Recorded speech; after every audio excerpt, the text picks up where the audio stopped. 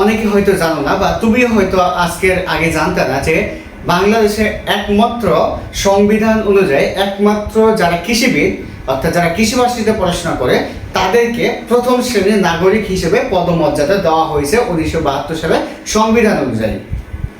আসসালামু আলাইকুম প্রিয় শিক্ষার্থীরা, আজকে একটি গুরুত্বপূর্ণ জিনিস এবং গুরুত্বপূর্ণ তথ্য নিয়ে তোমাদের সাথে আলোচনা করব। হয়তো তোমরা এই তথ্যটা আগে জানতা না, বা আমি অনেকের সাথে কথা বলেছি, অনেক অভিভাবকের সাথে কথা বলেছি যারা হচ্ছে বিষয়গুলো সম্পর্কে পুরোটাই জানতো না। তারা জানতো যে বাংলাদেশে পড়াশোনা বলতে শুধু ডাক্তার আর ইঞ্জিনিয়ার, কিন্তু এখানে যে বাংলাদেশে ডাক্তার এবং ইঞ্জিনিয়ারের বাইরে ওপরে যে একটা পেশা আছে সেটা হচ্ছে এগ্রিকালচারিস্ট, সেটা তারা জানতো না। এবং তোমরা জানো হয়তো, বা অনেকে হয়তো জানো না, আজকে হয়তো শুনবা যে এগ্রিকালচারিস্টকে বাংলাদেশের 1972 সালের সংবিধান অনুযায়ী বঙ্গবন্ধু শেখ মুজিবুর রহমান নাম্বার 1 পেশা হিসেবে তোমার বা প্রথম শ্রেণীর নাগরিক হিসেবে পদমর্যাদা দেওয়া হয়েছে। এই জন্য তোমরা সার্চ দিলে দেখবা, বা হয়তো তোমরা তোমার গুগল করলে দেখবা যে কৃষিবিদ না ক্লাস 1 এই নামক একটা প্রবাদ দেখবা। এই কারণে কৃষিবিদ ক্লাস 1 এই জন্য বলা হয় যে কৃষিবিদ যারা হয় তারা সবাই প্রথম শ্রেণীর নাগরিক, এটা সংবিধান অনুযায়ী। সেখানে কিন্তু ডাক্তার বা ইঞ্জিনিয়ারকে প্রথম শ্রেণীর নাগরিক হিসেবে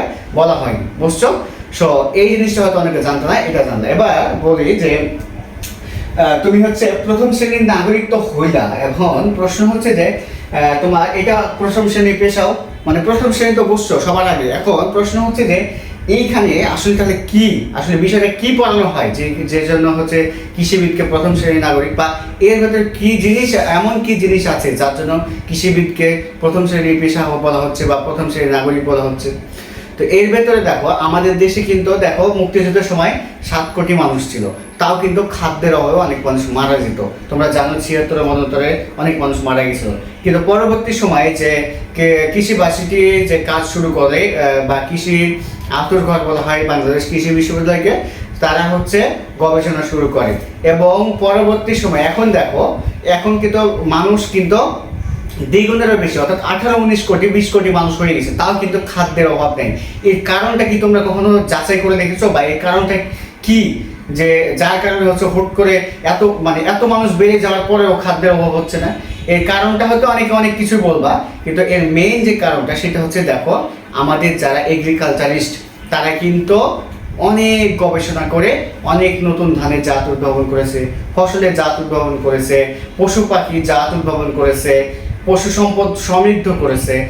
অনেক কাজ কিন্তু যারা এগ্রিকালচারিস্ট তারা হচ্ছে পদ্মার আড়ালে করে গেছে, যে জিনিসগুলো তোমরা অনেকে জানতা না। এই কাজগুলো করার কারণে কিন্তু আমরা আজকে খাদ্যের স্বয়ংসম্পূর্ণ, আমাদের কিন্তু আজকে খাদ্যের অভাব নাই। আজকে আমাদের কিন্তু দেখো, আমরা বাজারে গেলে আমাদের যতই গরিব মানুষ সে হোক না কেন, আমরা একটা মিনিমাম একটা পোল্ট্রি কিনে খেতে পারি, ঠিক আছে? এটা কিন্তু একমাত্র কৃষিবিদদের অবদান। তারা কিন্তু নতুন নতুন জাত উদ্ভাবন করেছে, নতুন নতুন জাত উদ্ভাবন করে ক্রয় ক্ষমতার ভিতরে নিয়ে আসছে। ধরো পোলট্রি বা দেশি মুরগি ধরো এখনো দাম বেশি, কিন্তু পোলট্রি তুমি দেখো তার অর্ধেক দামে তুমি কিন্তু পেয়ে যাচ্ছ, যদিও বিভিন্ন সময়ে দাম কম বেশি ওঠানামা করে, কারণ খাদ্যে বা বিভিন্ন তোমার জিডিপির কারণে বা বিভিন্ন সমস্যার কারণে, কিন্তু মোটামুটি তো সবাই খেতে পারে পোলট্রি, তাই না? তারপরে হচ্ছে দেখো ধানের দাম, চালের দাম, হয়তো তোমার মোটামুটি ধানের দাম চালের দাম আগের তুলনায় বেড়েছে, কিন্তু তুমি যদি দেখো খাবারের কথা, যে এখন কিন্তু মোটামুটি সবাই মিনিমাম 2 বেলাও খেতে পারে, মিনিমাম হলেও 2 বেলা কিন্তু খেতে পারে। কেন খেতে পারে? কারণ এই যে এখন স্বয়ংসম্পূর্ণ বা আগের চেয়ে বেশি ধান উৎপাদন হয়, গম উৎপাদন হয়। আগে ধরো একটা ফসল হতো, এখন 3টা ফসল হয়। এগুলো হচ্ছে কিন্তু সবই এগ্রিকালচারিস্টদের অবদান, এইগুলো কিন্তু ডাক্তার বা ইঞ্জিনিয়ারের অবদান না।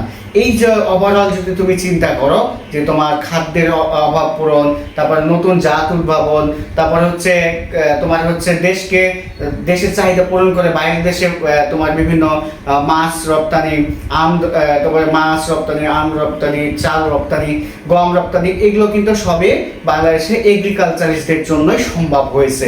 এই জন্য কিন্তু এগ্রিকালচারিস্টদের প্রথম শ্রেণীর নাগরিক বলা হয় এবং তাদেরকে প্রথম শ্রেণীর পদমর্যাদা দেওয়া হয়েছে। এবং তোমরা এগ্রিকালচার থেকে পড়াশোনা করলে অনেক বেতনে চাকরি করতে পারবা। তোমরা যদি এই এগ্রিকালচারিস্ট হও, যদি তোমরা হচ্ছে এগ্রিকালচারিস্ট হও, তাহলে তুমি যদি ডক্টর অফ ভেটেরিনারি মেডিসিন নিয়ে পড়াশোনা করো, তাহলে তুমি প্রথমে গ্র্যাজুয়েশন অর্থাৎ 4 বছরের 4.5 বছরের গ্রাজুয়েশন কমপ্লিট করার আগেই তুমি কিন্তু অফার পাবা বিভিন্ন কোম্পানি থেকে, যে আমার কোম্পানিতে আসেন আপনাকে 45,000 টাকা 50,000 টাকা বেতন দেবো। মিনিমাম স্যালারি হচ্ছে 45,000 টাকা, এবং তোমার দক্ষতা অনুযায়ী সে স্যালারির মানটা হবে কত জানো? তোমার দক্ষতা অনুযায়ী সেই স্যালারির মানটা হবে 10 লাখ। অর্থাৎ তুমি হচ্ছে দক্ষতা যত বাড়বে স্যালারি তত বাড়বে, এবং সেটা সর্বোচ্চ 10 লাখ টাকা পর্যন্ত তুমি স্যালারি পাবা বাংলাদেশেই বসে। ইভেন তোমার দেশের বাইরেও তোমার সমানভাবে স্কলারশিপ পাবা তোমার যদি সিজিপিএ ভালো থাকে। তার মানে তুমি এগ্রিকালচার ভার্সিটি থেকে পড়াশোনা করলে দেশে এবং দেশের বাইরে সমানভাবে চাকরি পাবা, এবং অনেকের স্বপ্ন থাকে দেশের বাইরে চলে যাওয়া। একমাত্র কৃষি ভার্সিটি যেখান থেকে পড়াশোনা করে খুব সহজে তুমি বাইরের দেশে অ্যাপ্লাই করে ফুল ফ্রি স্কলারশিপ নিয়ে চলে যেতে পারবা, এবং মিনিমাম 4 কোটি টাকার স্কলারশিপ তুমি পাবা। মিনিমাম 4 কোটি টাকার স্কলারশিপ পাবা তুমি যদি কৃষি ভার্সিটি থেকে পড়াশোনা করো, আরও বেশি পেতে পারো। এবং তোমার হচ্ছে স্বপ্নের দেশে যে কোনো দেশে তুমি যেতে পারো যদি সিজিপিএ ভালো থাকে। তার মানে বুঝছো যে কেন এগ্রিকালচারিস্টদের প্রথম শ্রেণীর পদমর্যাদা দেওয়া হয়েছে, এবং এগ্রিকালচার থেকে পড়াশোনা করলে কত সুযোগ সুবিধা পাবা তুমি, এবং বেতন কত হতে পারে ইত্যাদি বিষয়গুলো। এবং তোমাদের হচ্ছে এগ্রিকালচারে কোন কোন সাবজেক্টগুলো পড়ানো হয়, কোন কোন ফ্যাকাল্টি রয়েছে, এবং তাদের আন্ডারে কী কী পড়ানো হয়, এবং সে ফ্যাকাল্টির কোন ফ্যাকাল্টির পড়লে চাকরি কী পাওয়া যায়, এবং সে চাকরির বেতন কত, স্টার্টিং বেতন কত, সর্বোচ্চ বেতন কত ইত্যাদি বিষয়গুলো আমাদের এই চ্যানেলে এগ্রিকালচার আপডেট লিস্টে রয়েছে, তোমরা দেখে নিতে পারো। আর যদি না পাও লিঙ্ক তাহলে আমাকে কমেন্টে জানাবে যে আমার লিঙ্ক পাইনি, তাহলে আমি লিঙ্কটা দিয়ে দেবো। তো আশা করি তোমরা বিষয়টা বুঝতে পেরেছো। তো সবার জন্য শুভকামনা রইল। আশা করি তোমরা হচ্ছে এই যে এগ্রিকালচার প্রিপারেশন ভালোভাবে নিবা, এবং যারা আমাদের ফ্রি পরীক্ষা দিতে চাও তারা হচ্ছে ASG অর্থাৎ অ্যাডমিশন সাকসেস গুরু নামক একটা ফেসবুকে পেজ রয়েছে এবং গ্রুপ রয়েছে, সেখানে যুক্ত হয়ে যাওয়া, ফ্রি পরীক্ষা ফ্রি ক্লাস পাবা। এবং যারা হচ্ছে পরবর্তীতে ভিডিওটা দেখছো, এবং ধরো তোমরা পরবর্তীতে কৃষিগত পরীক্ষা দিবা, আজকে ভিডিওটা দেখছো, তারাও তোমরা অ্যাড হয়ে থাকবা, যাতে হচ্ছে আমরা পরবর্তী বছরে আমাদের সাজেশন ফ্রি ক্লাস এই গ্রুপ থেকে পেয়ে যাও। তো সবার জন্য শুভকামনা রইল। আসসালামু আলাইকুম, আল্লাহ হাফিজ।